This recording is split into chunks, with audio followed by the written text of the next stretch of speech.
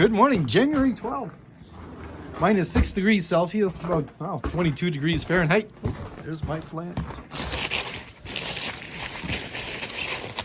The wind's got you a little crooked. Looking good. Snow today. It's a beautiful day.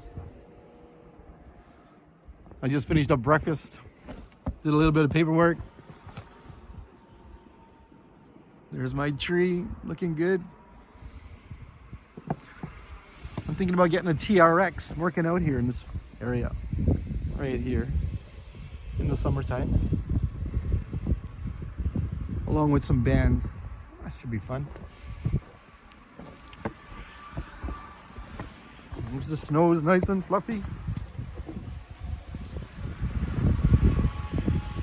Anyways, there's what's happening here. A little bit of snow. Supposed to stop later. So I best get ready and get off to the gym. Cheers. Hope you all have a great day.